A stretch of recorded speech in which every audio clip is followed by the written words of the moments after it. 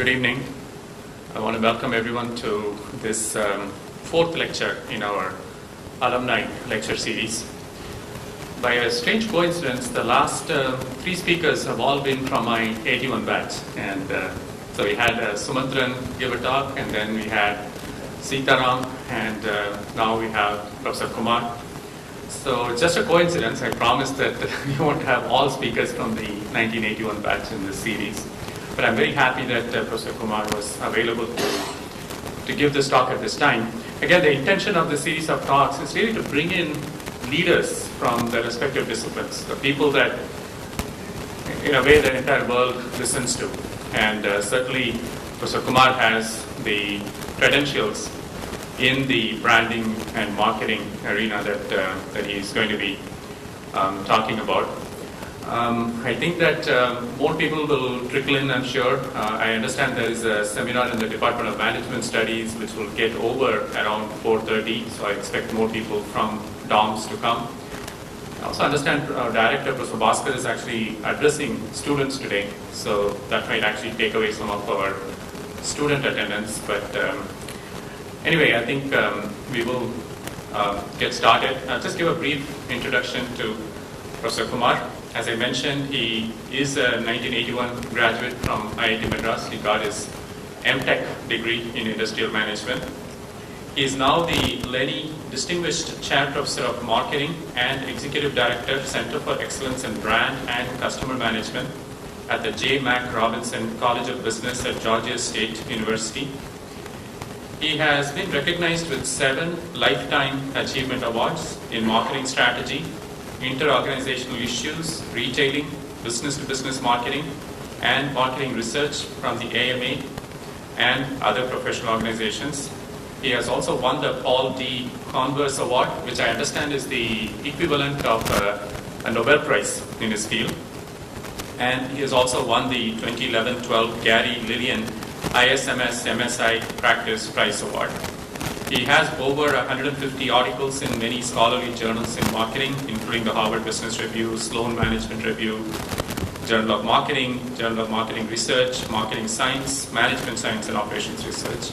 He has several books, including Managing Customers for Profit, Customer Relationship Management, Customer Lifetime Value, Marketing Research, Statistical Methods in CRM, and International Marketing Research. Recently, he has co-founded the Academy of Indian Marketing to contribute to the growth of academic contributions by marketing academics in emerging markets. He spends his free time visiting business leaders to identify challenging problems to solve. He plays tennis and basketball. I understand he used to be a table tennis player when he was at IIT. Recently has been conferred the title of a legend in marketing along with Phil Kotler. And he's featured in the Legends in Marketing series, where his papers will be published as a 10-volume collection with commentaries from marketing scholars worldwide. When he graduated from IIT Madras, he earned a first rank and a gold medal for his scholastic achievements in his program of study. So I'm very happy to welcome Professor Kumar, a batchmate of mine and a very distinguished academic, to deliver this lecture.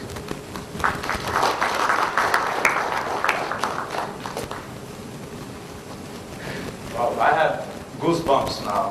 The way he introduced, it's really, thank you so much. You've been very kind. Thank you all. It's a great honor and pleasure to be in front of you. This is a place that gave me my future. The last 30 years. I don't know how they describe this right, but it's been one of those fortunate, having a lot of serendipity, but in the midst of that, there was something that was planned.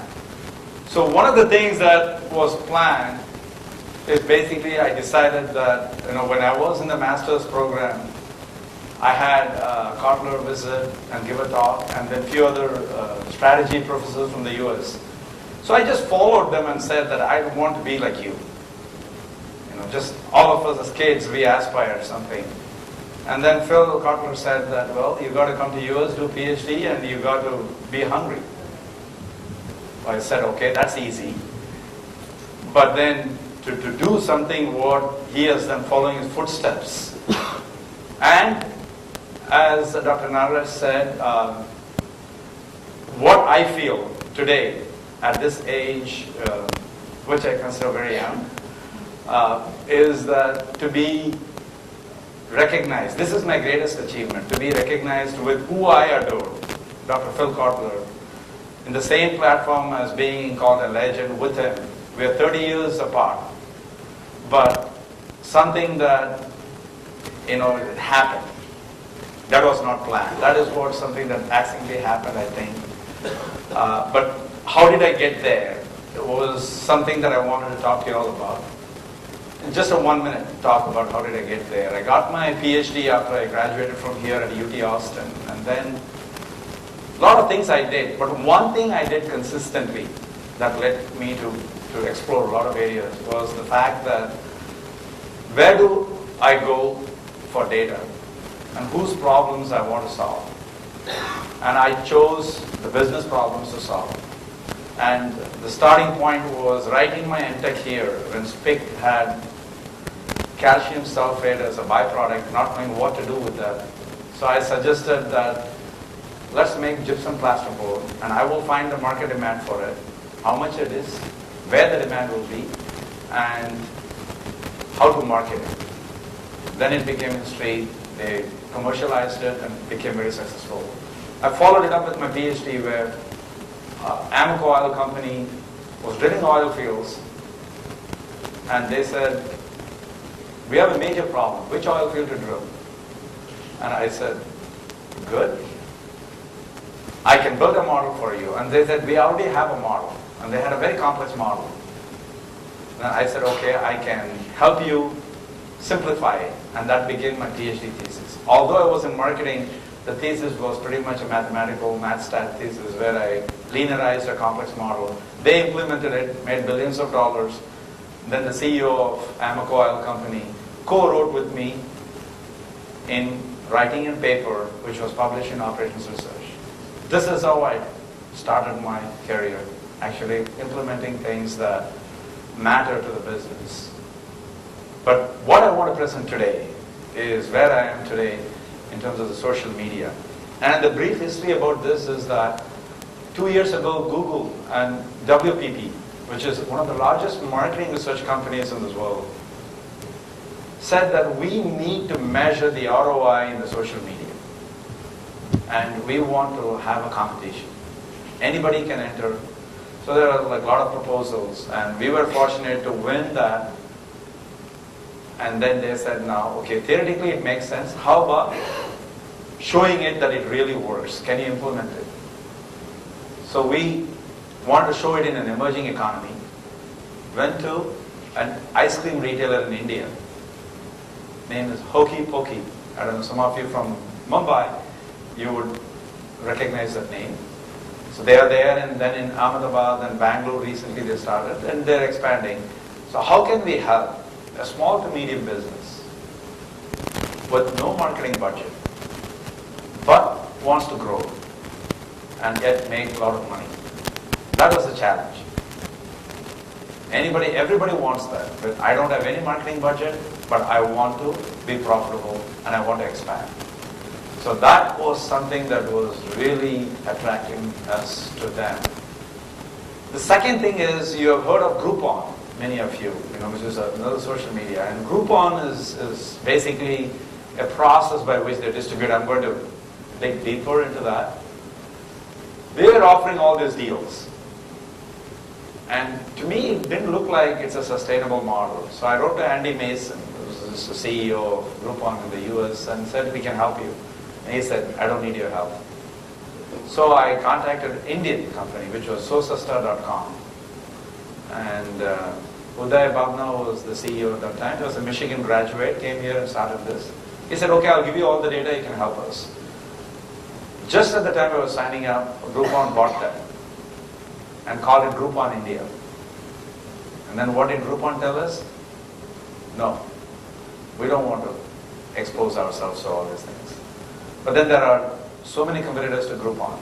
So we took data from 3 businesses that use this kind of social coupon and showed them systematically, both analytically as well as empirically, what are the problems? Why is that failing? And is there a chance to redeem that in a different way? So first I'm going to talk about the failure that happened with this social coupon. And I'll give you a prescription for how to fix it. And then go with measuring the ROI of this social media here. So if you look at the social media landscape, pretty much you have first is the online interaction, where we are used to writing these blogs back and forth. You have many social networking sites, WordPress, Blogger, and so on, which many of you are familiar. Recently LinkedIn, which is a commercial site. Then you have this collaboration, where you have social bookmarking, social news, and other sites. I mean, just giving you an overview of where we are. And in the multimedia, where you have the photo and the video sharing, and live casting in Skype. Then entertainment, virtual gaming, which is very popular these days. So you have that.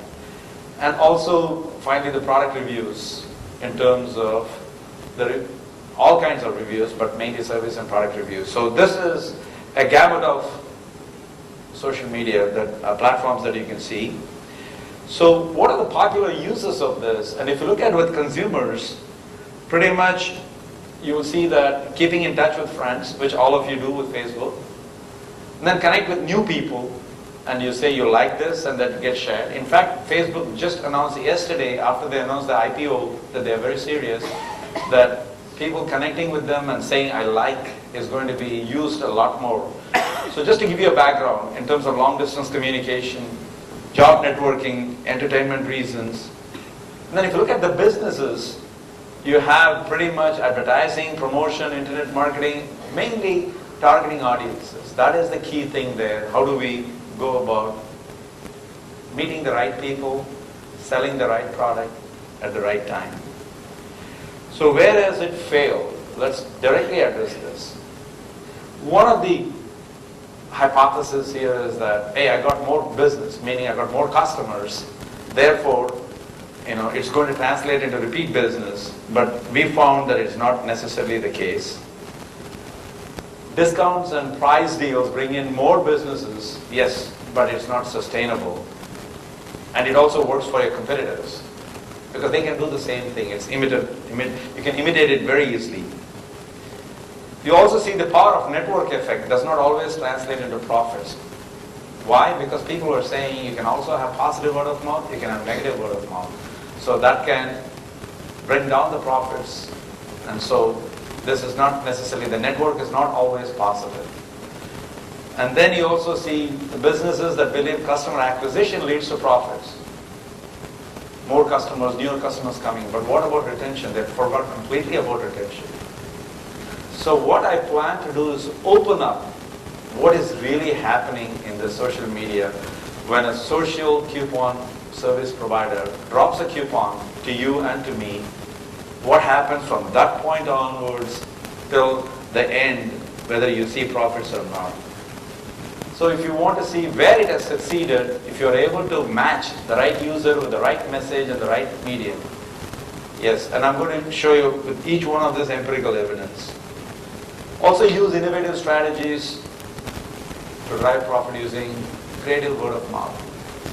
In the context of ice cream, when we engage people to participate, we did something very different.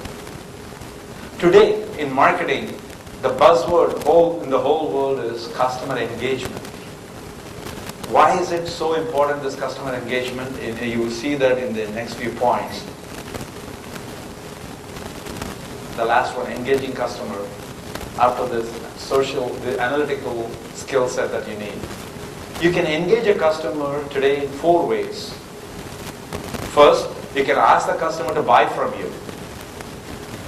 And if they keep on buying, you increase the lifetime value of the customer to you. Second, they can engage them through incentivized referrals. You give a referral, you bring a referral, I'll give you $10 or $20. What Sprint does is for every wireless telecom customer you bring, I'll give you $20 and also $20 to the person who's joining. So that way they give incentives. The second way is to get incentivized referrals to work for you. The third way is to use the social media to find people who can be most influential in the social media. We all can say we blog, we write, we are on the Facebook, we share a message. But if you pause and look at how far it goes, it will be different for different people. So is there a way to predict today how far this message will go and for who all it will convert into actual sales? If I say go to this ice cream parlor,